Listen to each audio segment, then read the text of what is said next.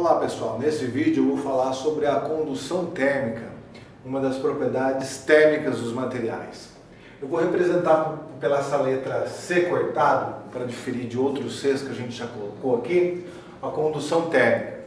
Ela está diretamente relacionada com o gradiente de temperatura ao longo de um eixo e da condutividade térmica. A condutividade térmica é uma propriedade do material.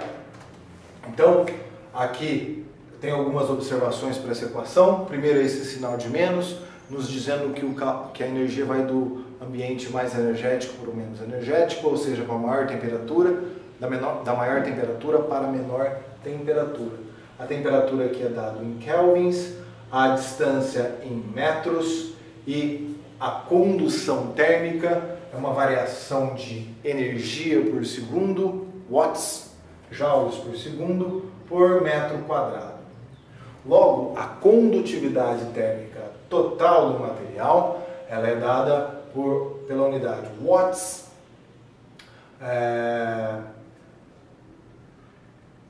Kelvin por metro. Tá? Essas são as unidades. O processo da condutividade térmica total, o termo aqui representa total, ele é decorrente de dois mecanismos. O primeiro deles é o reticular, que a gente discutiu no vídeo passado aí, nos vídeos passados, que a gente trata da vibração no interior do material, que produz uma onda, que produz uma energia transitória, e essa energia transitória dá origem aos fônons, ou seja, existem pacotes de energia vibracionais por conta da variação de amplitude e frequência dos nossos átomos, dos materiais sólidos. E também temos outra contribuição aqui, que é a contribuição da energia cinética dos elétrons. Ao entrar num ambiente de diferença de temperatura, passa a haver um gradiente de temperatura e energia, essa energia é transferida aos elétrons, eles se movimentam, e aí você tem esse transporte de energia pelo movimento dos elétrons. Então a condutividade, né? A condutividade depende desses dois fatores. A condução térmica, ela depende também desse gradiente de temperatura, multiplicando essa condutividade total. Então eu vou falar agora sobre os materiais, focando principalmente nos metais. Os metais são importantes porque eles destacam dos demais materiais, como cerâmicos e poliméricos, por conta de dois itens principais. O primeiro deles, você tem um mecanismo de transporte majoritariamente pelos elétrons. Esse K de E é muito maior do que o K de R, logo esse K total se aproxima ao K de E, tá? Então esse é um fator importante, né? Aqui o nosso K total ele vai ficar entre 20 e 400 ohms por Kelvin metro, tá? E claro que vai depender de material para material, vai depender de pureza, vai depender se é uma liga, se não é uma liga, se é um material puro, né? Então existe aqui essa lei de Weidmann-Franz, que nos dá um indicativo da contribuição do K de E em relação à condução térmica nos materiais. Você tem um valor teórico aqui, L, que é igual a 2,4410 a menos 6, eu já coloco as unidades, e ele é a razão entre a condutividade térmica total, dividido pelo sigma, que é a condutividade elétrica, multiplicado pela temperatura naquele ponto específico. Então, temperatura a gente analisa em kelvins, condutividade watts Kelvin por metro, e a condutividade elétrica 1 sobre ρ, tá? Ou ρ a menos 1.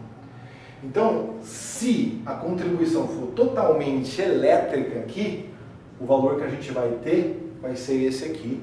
E aí a gente pode jogar as unidades para cá, para ter um valor de unidades, que seria watts ohm Kelvin ao quadrado metro.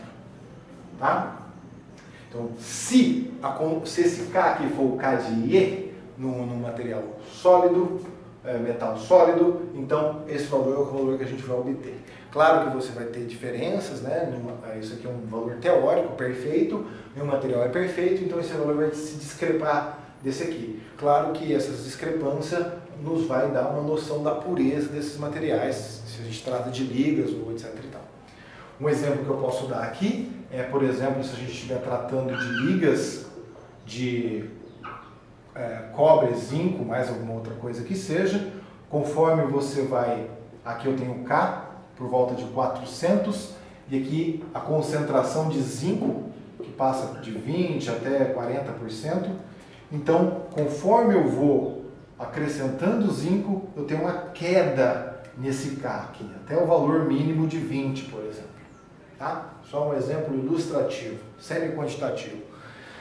Esses aqui são os metais, onde a gente tem principalmente o transporte por elétrons. Já nas cerâmicas,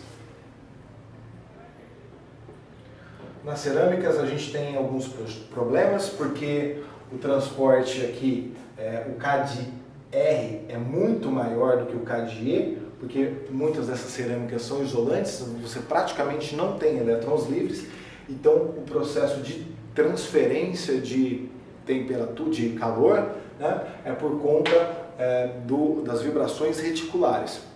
Esse K aqui total, né, que se aproxima ao K de R, no caso das cerâmicas, fica entre 20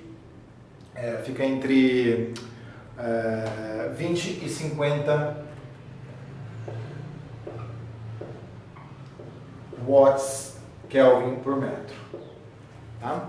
Um dos maiores problemas que a gente tem nas cerâmicas é a concentração de poros, porque a gente passa a ter muitos poros nas cerâmicas e por conta desses poros você tem ar aprisionado e o K do ar é muito baixo.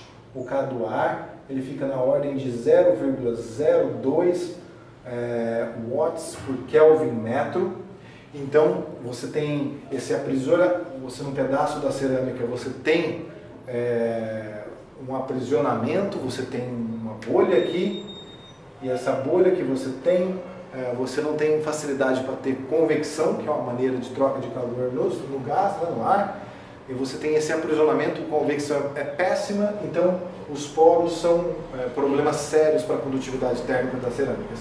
Sem falar que elas geralmente são anisotrópicas, elas conduzem bem numa direção cristalográfica, pessimamente na outra, e isso pode produzir trincas. O último ponto que eu gostaria de comentar aqui seria um dos polímeros.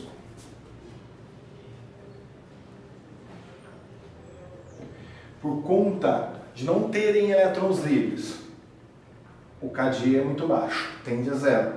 E também por conta da maioria delas não ser cristalina, o K de R também tende a zero. Tá? Então, valores típicos do K de T para os polímeros é baixo, por volta de 0,3 watts Kelvin metro. Claro que depende de cada polímero, mas isso faz desses materiais isolantes térmicos.